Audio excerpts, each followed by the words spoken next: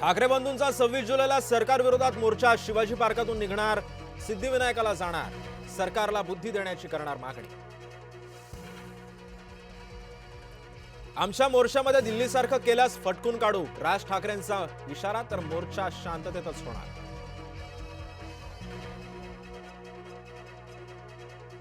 ठाणे, पुणे, कोल्हापूर, संभाजीनगरमध्ये वंचितचे प्रभावी आंदोलन। काही ठिकाणी कार्यकर्त्यांकडून दुकानं पाडली बंद। आंदोलक विद्यार्थ्यांना ड्रग्जमध्ये अडकवण्याची धमकी। काँग्रेसकडून पोलीस महासंचालकांसह आयुक्तांची भेट। संबंधित पोलीस कर्मचारी निलंबित। संसद भवन परिसरामध्ये एनडीए आणि इंडिया आघाडी आमने सामने। राहुल गांधींनी मोदींच्या घराबाहेर आंदोलन केल्याचा मुद्दा तापला।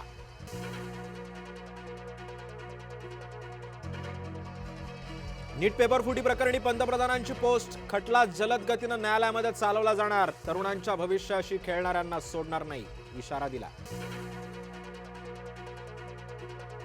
दिल्लीतील आंदोलनाच्या पार्श्वभूमीवर अण्णा हजारेंचं मौन आंदोलन। विद्यार्थ्यांशी संवाद साधण्याचं मोदींना आवाहन। जंतर मंतरवरती सीजेपीचं विद्यार्थी आंदोलन कायम। देशभरातून जंतर मंतरवरती येणाऱ्यांचा ओघ सुरूच। नागपूर, पुण्यातून जाणाऱ्यांची मोठी संख्या। दिल्लीच्या विद्यार्थी आंदोलनाला सलमान खानचा पाठिंबा।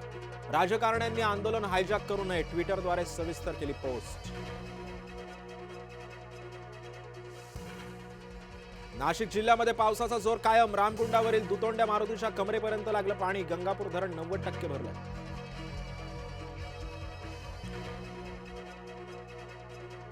सातारा जिल्ह्यामध्ये मुसळधार पाऊस। कण्हेर धरणातून विसर्ग। म्हसवे गावातला पूल पाण्याखाली, संपर्कही तुटला। पालघरच्या डहाणी तलासरीमध्ये मुसळधार पाऊस। वापीला सुद्धा झोडपलं। मुंबई गुजरात दरम्यानच्या काही रेल्वे गाड्या सुद्धा रद्द। मुंबईला पाणी पुरवठा करणाऱ्या 7 जलाशयांचा साठा 69%वर। गेल्या 24 तासात 8% झाली वाढ।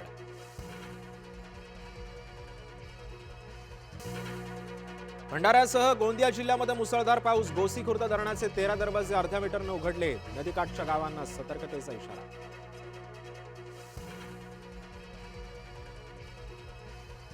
त्र्यंबकेश्वरमध्ये सोसाट्याच्या वाऱ्यामुळे घराचे पत्रे उडाले। 3 भाविक जखमी। मंत्री गिरीश महाजनांकडून मदतीचे निर्देश।